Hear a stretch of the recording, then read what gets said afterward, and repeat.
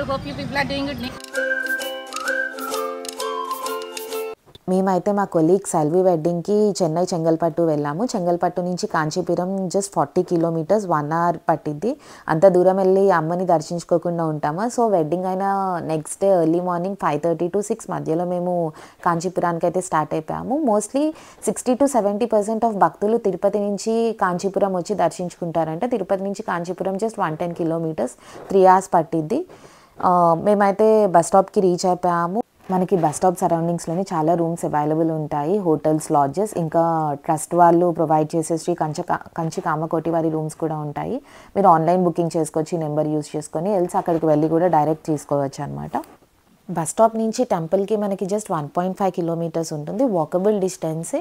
లేదు అంటే చాలా ఆటోస్ కూడా ఉంటాయి. డైరెక్ట్ ఆటో అయితే 50 రూపీస్ ఛార్జ్ చేస్తారు, షేర్ ఆటో అయితే 10 రూపీస్ ఛార్జ్ చేస్తారు. లేదంటే ఒక ఆటో మాట్లాడుకొని అక్కడ ఉన్న ఫేమస్ టెంపుల్స్ అన్నీ విజిట్ అవ్వచ్చు.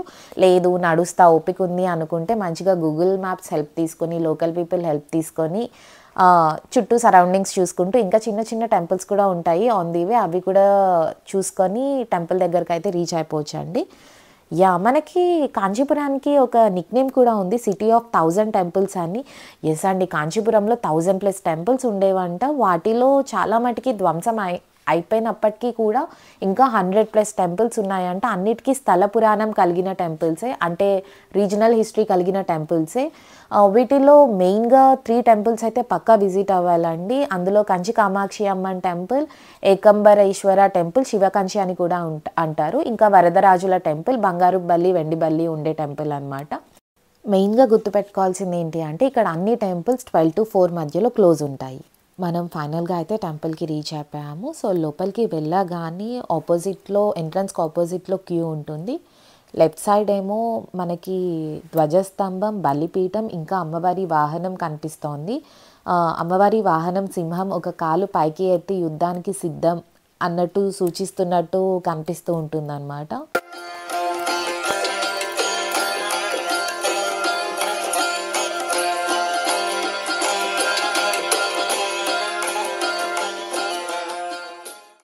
ఇన్సైడ్ కెమెరాస్ అయితే ఎలవ్ లేదు, ఓన్లీ సరౌండింగ్స్ వరకు ఎలవ్ చేస్తున్నారు. కంచి కామాక్షి ఆలయం అష్టాదశ శక్తిపీఠాల్లో ఒకటి. ఈ ప్రదేశంలో సతీదేవి నాభి పడింది అని ప్రసిద్ధి. సమస్త భూమండలానికి నాభి స్థానమే కాంచీపురం. కామాక్షిలో కా అంటే లక్ష్మి, మా అంటే సరస్వతి, అక్షి అంటే కన్ను. కామాక్షిదేవి అనగా లక్ష్మీదేవి సరస్వతీదేవి కన్నులగా గలది అని అర్థం. ఈ దేవాలయంలో కామాక్షిదేవి గాయత్రి మండపంలో పద్మాసనంలో కూర్చొని ఉంటారు. అన్ని ఆలయాల్లో అమ్మవారు కమలాసనంలో కూర్చొని ఉంటే ఈ ఆలయంలో మటుకి పద్మాసనంలో కనిపిస్తారు. అమ్మవారి పాదాలు నిజ రూప దర్శనం ఓన్లీ అభిషేకం చేసేటప్పుడు మటుకే మనం చూడగలుగుతాము. అమ్మవారి ఎదురుగా యోని రూపంలో శంకరాచార్యులు స్థాపించిన యంత్రం కూడా ఒకటి మనకి కనిపిస్తూ ఉంటుంది. అది ఎందుకు అంటే అమ్మవారు ఉగ్ర రూపంలో ఉండి బలులు తీసుకుంటూ ఉంటే అమ్మవారిని శాంతింప చేయడానికి శంకరాచార్యుల వారు శ్రీచక్రాన్ని ఒకటి ప్రతిష్ఠించారు. దానికి ఎల్లప్పుడూ పూజలు జరుగుతూనే ఉంటాయి. ఇక్కడ అమ్మవారు చతుర్భుజరాలై ఉంటుంది, అంటే కింద 2 చేతులతో చెరుకుగడ్డ, తామర పువ్వుల గుత్తి, చిలుక ఉంటుంది. పైన 2 చేతుల్లో పాసాన్ని, అంకుశాన్ని ధరించి ఉంటారు. ఇక్కడ అమ్మవారు రాజరాజేశ్వరి అవతారంలో ఉండడం వల్ల సృష్టిలో ఉన్న అన్ని శక్తుల పైన తన ప్రభావం ఉంటుంది అని చెప్పేసి నమ్ముతారు. అభిషేకం టికెట్స్ మీరు ఆన్లైన్లో బుక్ చేసుకోవచ్చు అనమాట. 1000 రూపీస్ ఛార్జ్ చేస్తారు. ఎర్లీ మార్నింగ్ 5 to 6 మధ్యలో స్టార్ట్ అవుతుంది. అభిషేకానికి వచ్చేటోళ్ళు ట్రెడిషనల్ అటైర్స్లోనే రావాలి పక్క. సో అభిషేకానికి ముందు గోపూజ చేస్తారు ఒక 10 minutes, తర్వాత అమ్మకి అభిషేకం అనేది స్టార్ట్ చేస్తారు. ఈ ప్రాసెస్ 1.5 hours తీసుకుంటుందంట. మాకు అభిషేకం టికెట్స్ కానీ అర్చన టికెట్స్ కానీ తీసుకోవడం కుదరలేదు, ఆల్ ఆఫ్ సడన్ కాబట్టి. కానీ ప్రతి చోట ఉన్నట్టే కొంతమంది కమర్షియల్ పంతులు ఉంటారు కదా, వాళ్ళు మా దగ్గర 1500 తీసుకొని లోపల గర్భగుడిలోకి పంపించారు. తీసుకున్నారండి, అసలు చాలా తక్కువ అని చెప్పాలి, అంత వర్త్ అనమాట. 1/2 hour మేము గర్భగుడిలో అమ్మవారి గుమ్మం దగ్గర కూర్చొని కళ్ళారా దర్శించుకున్నాం అనమాట అమ్మని. అసలు సరిపోలేదు 2 కళ్ళు అట్లా చెప్పుకోవాలి. ఇంకా అయ్యాక కుంకుమ ఇంకా బ్యాంగిల్స్ ఇచ్చి పంపించారనమాట. చాలా బాగా అయింది దర్శనం అయితే. గర్భగుడిలో ఉన్నంతసేపు గూస్ బంప్స్ వచ్చినాయి అన్నమాట. మహాశక్తి రూపాల్లో కొలిచే మధుర మీనాక్షి, కాశీ విశాలాక్షిలో కంచి కామాక్షి కూడా ఒకటి. హిందువులకి మోక్షాన్ని ప్రసాదించే సప్త మోక్ష ప్రదేశాల్లో కాంచీపురం కూడా ఒకటి. 6 ప్రదేశాలు ఉత్తర భారతదేశంలో ఉంటే, అంటే నార్త్‌లో ఉంటే, దక్షిణ భారతదేశంలో సౌత్‌లో ఉండే ఏకైక మోక్షపురి ఈ కాంచీపురం. మేమైతే సూపర్ ఖుషి ఉండే అనమాట. అంత బాగా జరిగింది దర్శనం. Unexpected visit. ఇంకా అంత బాగా అసలు హార్ట్ ఫుల్ అయిపోయి ఉండే. ఇంకొకసారి అమ్మని తలుచుకొని మేము శివకంచికి స్టార్ట్ అయిపోయాం. ఏకంబేశ్వర టెంపుల్, దీన్ని శివకంచి అని కూడా అంటారు, లేదా ఏకంబరనాథ్ టెంపుల్ అని కూడా అంటారు. ఈ టెంపుల్ బస్ స్టాప్ నుండి 2.5 కిలోమీటర్స్ డిస్టెన్స్లో ఉంటుంది. అలాగే కామాక్షి అమ్మ టెంపుల్ నుండి అయితే 1.5 కిలోమీటర్స్ డిస్టెన్స్లో ఉంటుంది. చాలా ఆటోస్ అయితే అవైలబుల్ ఉంటాయి. ఈ దేవాలయంలో చూస్తున్న రాజగోపురం ఎత్తు 192 ఫీట్స్. ఇది ప్రపంచంలోనే ఎత్తైన రాజగోపురాల్లో ఒక రాజగోపురం. అండ్ ఈ టెంపుల్ టోటల్ 25 ఎకర్స్ ఆఫ్ ల్యాండ్లో కన్స్ట్రక్షన్ అయ్యిందనమాట. ఇది కాంచీపురంలోనే ది లార్జెస్ట్ టెంపుల్. ఈ టెంపుల్ యొక్క విశిష్టత, హిస్టరీ ఏంటి అంటే 3000 ఇయర్స్ బ్యాక్ కామాక్షి అమ్మవారు స్వయంగా తన చేతులతో ఇసుకతో శివలింగాన్ని తయారు చేశారు. ఈ దేవాలయంలో మనకి దర్శనం ఇచ్చే లింగం పంచభూత లింగాలలో ఒకటి అయిన పృథ్వీలింగం. అలాగే శ్రీకాళహస్తిలో వాయులింగం, చిదంబరంలో ఆకాశలింగం, అరుణాచలంలో అగ్నిలింగం మరియు జంబుకేశ్వరంలో జలలింగం. ఈ దేవాలయంలో మొత్తం 4 గాలిగోపురాలు ఉంటాయి. రాజగోపురం నుంచి లోపలికి వెళ్తుండగా లెఫ్ట్ సైడ్ మనకు ఈ దేవాలయం యొక్క స్థల పురాణాన్ని సూచిస్తూ ఒక ఫోటో అయితే పెట్టి ఉంటుంది. ఇక్కడ స్థల పురాణం గురించి చెప్పుకుంటే, ఒకనాడు పార్వతీదేవి సరదాగా శివుని కళ్ళు మూసిందంట. అప్పుడు శివుడు తన నేత్రాలే సూర్యచంద్రుల రూపాలు అని చెప్పగా పార్వతీదేవి వెంటనే తీసివేస్తుంది. మూసింది స్వల్పకాలమే, జస్ట్ సెకండ్సే అయినా లోకానికి అది చాలా సంవత్సరాలుగా అయ్యింది. దీనితో ఎటువంటి వెలుతురు లేకపోవడం వల్ల ఈ లోకమంతా శూన్యంలోకి, వినాశనానికి దారితీసింది. అప్పుడు పార్వతీదేవి తన వల్లే జరిగిన ఈ ధర్మలోపానికి చింతిస్తూ భూలోకంలోని కాంచీపురం ప్రదేశానికి చేరుకొని కంపానది తీరాన ఒక పెద్ద మామిడి చెట్టు క్రింద ఇసుకతో శివలింగాన్ని ప్రతిష్ఠించి శివలింగానికి తపస్సు చేస్తూ ఉండేది అంట. అప్పుడు శివుడు పార్వతీదేవిని పరీక్షించడానికి కంపానదిలో పెద్ద వరదలు సృష్టించాడు. అప్పుడు దేవి ఆ లింగాన్ని కాపాడడం కోసం తన చేతులతో చుట్టి గట్టిగా పట్టుకొని నిశ్చలంగా కూర్చుంది. అప్పుడు శివుడు పార్వతీదేవి భక్తికి, శ్రద్ధకి మెచ్చి తనని వివాహం చేసుకున్నాడని పురాణాలు చెబుతున్నాయి. సో ఈ దేవాలయం వెనుక ఉన్న స్థల పురాణం అయితే ఇది. చూస్తున్నారు కదా, చాలా పెద్ద కోనేరు. ఈ కోనేరు నుంచి దేవాలయం వ్యూ అయితే చాలా బాగుంది. అన్ని గోపురాలు మనకి కనిపిస్తాయి. అలాగే ప్రధాన ఆలయం ఎదురుగా ఒక పెద్ద నందీశ్వరుడు మనకి దర్శనమిస్తాడు.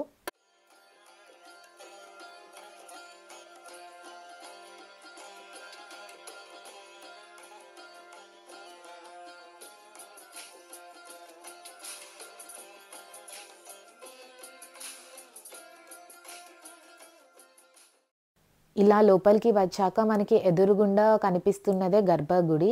అందులోని కామాక్షి అమ్మ స్వయంగా ఇసుకతో చేసిన శివలింగానికి ఎల్లప్పుడూ పూజలు జరుగుతూ ఉంటాయి.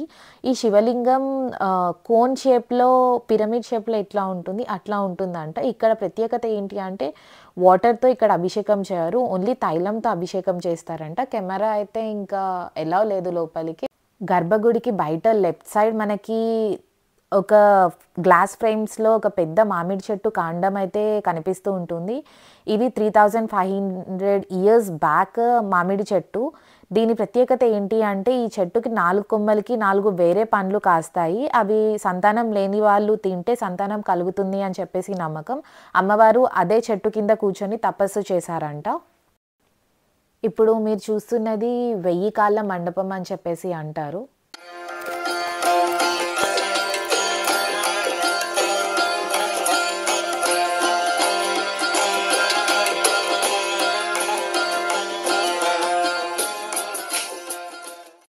ఇక్కడ ఆలయం చుట్టూ 1008 శివలింగాలని ప్రతిష్ఠింపచేశారు. గర్భగుడికి రైట్ సైడ్ ఒక పెద్ద శివలింగం మీద చిన్ని 1008 శివలింగాలు దగ్గరగా అమర్చబడి ఉంటుంది. ఆ పెద్ద శివలింగంతో పాటు విడివిడిగా కూడా చిన్ని 1008 శివలింగాలు ఉంటాయి. ఇంకా వీటితో పాటు మూర్తి స్వరూపులైన ప్రతిమలు కూడా ఇక్కడ ప్రతిష్ఠింపజేశారు. అలాగే కొంచెం ముందుకు వెళితే మనకి అమ్మ ఎక్కడైతే కూర్చొని మామిడి చెట్టు కింద తపస్సు చేశారో ఆ స్థలం కనిపిస్తోంది. అక్కడ పురాతనమైన మామిడి చెట్టు స్థానంలో ఆలయం వాళ్ళు మరో కొత్త మామిడి చెట్టు నాటారు. మనం ఇందాక లోపల చూసాం కదా మామిడి చెట్టు కాండం, అదే అసలైన నిజమైన మామిడి చెట్టు. మనం ఇప్పుడు చూస్తున్న స్థానంలో మామిడి చెట్టు కింద పార్వతీ పరమేశ్వరులు సకుటుంబ సమేతంగా దర్శనమిస్తారు. కాంచీపురంలో ప్రత్యేకత ఏంటి అంటే, కాంచీపురంలో చాలా శివాలయాలు ఉన్నాయి. ఏ శివాలయంలో కూడా అమ్మవారి సన్నిధి ఉండదు. కామాక్షి అమ్మవారే అన్ని శివాలయాలకి ఏకైక అమ్మవారి సన్నిధి. ఫైనల్‌గా మేము శివయ్యని కూడా మంచిగా దర్శించుకున్నాము. తర్వాత ఆలయంలో కొంచెం సేపు అట్లా కూర్చొని ఎవరికి జరిగిన స్పిరిచువల్ ఎక్స్‌పీరియన్సెస్ వాళ్ళు షేర్ చేసుకుంటూ ఉన్నాము. మీకు చెప్పలేదు కదా నేను. తను క్రీమ్ కలర్ షర్ట్‌లో ఉన్నవారు మా మేనేజర్, బ్లూ కలర్ షర్ట్‌లో ఉన్నవారు మా టీమ్ లీడ్. సో సెల్వి మా కొలీగ్ వెడ్డింగ్ అయినాక మిగిలిన కొలీగ్స్ అందరూ పాండిచ్చేరి వెళ్ళిపోయారు. నేను వీళ్ళతో కలిసి టెంపుల్‌కి వచ్చేసాననమాట. అక్కడ శివకంచిలో అయిపోయాక మేము వరదరాజుల టెంపుల్‌కి స్టార్ట్ అయిపోయాం. వరదరాజుల టెంపుల్ బస్ స్టాప్ నుండి 4 కిలోమీటర్స్ డిస్టెన్స్లో ఉంటుంది. కామాక్షి అమ్మన్ టెంపుల్ నుండి 5 కిలోమీటర్స్ డిస్టెన్స్లో ఉంటుంది.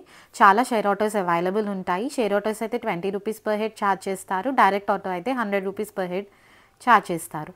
40 ఏళ్ళకి ఒక్కసారి దర్శనం ఇచ్చే ఆ మూర్తిని చూడాలి అంటే చాలా అదృష్టం ఉండాలండి. శ్రీరంగం, తిరుపతి తర్వాత కంచి శ్రీ వరదరాజుల ఆలయాన్ని అత్యంత పవిత్రంగా భావిస్తారు.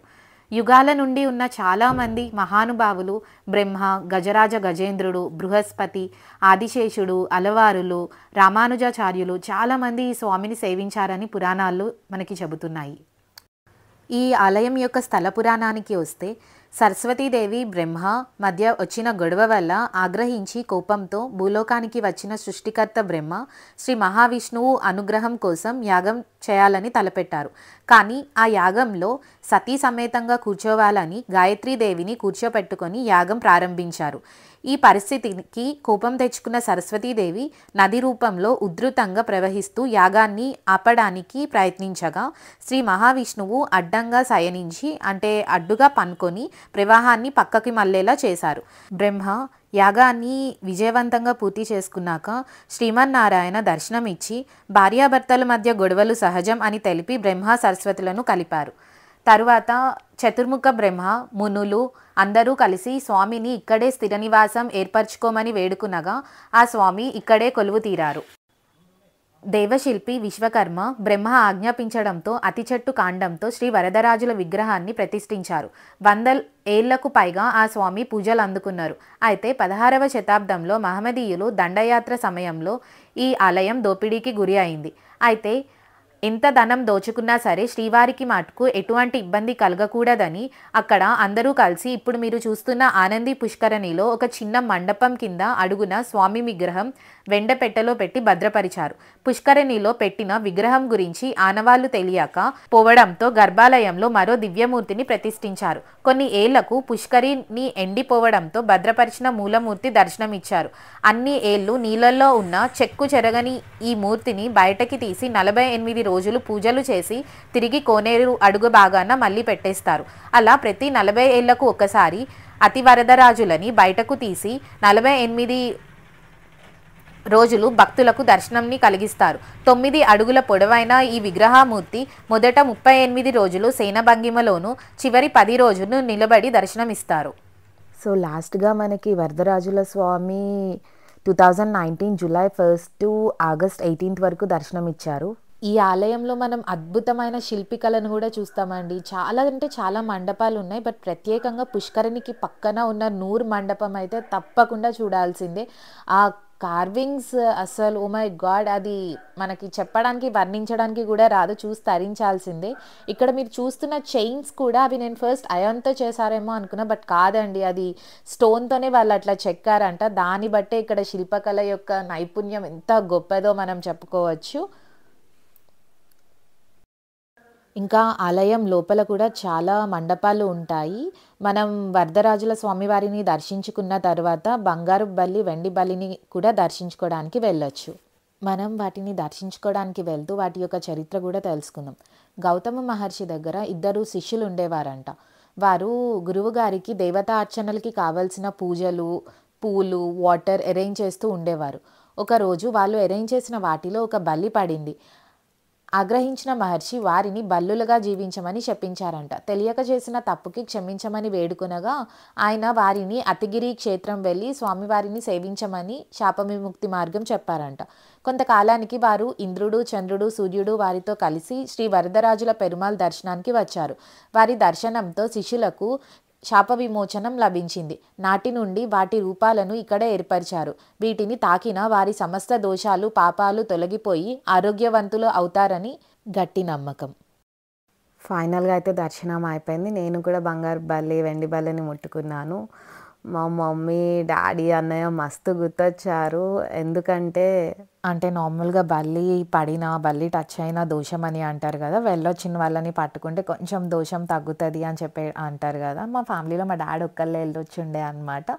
సో మా అన్నకి నాకు అలాంటి సిచ్యువేషన్స్ వచ్చినప్పుడు మా మమ్మీ వెంటనే వెళ్ళి మీ డాడీని పట్టుకోండి అని అంటూనే ఉండే. అమ్మ, డాడీ ఇప్పుడు నేను కూడా వెళ్ళొచ్చాను, నేను కూడా పట్టుకొని వచ్చాను వాటిని.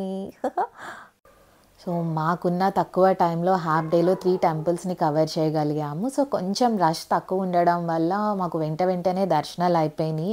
అనుకోకుండా ట్రిప్ అది అంత మంచి దర్శనాలు, చాలా హ్యాపీ ఉండే.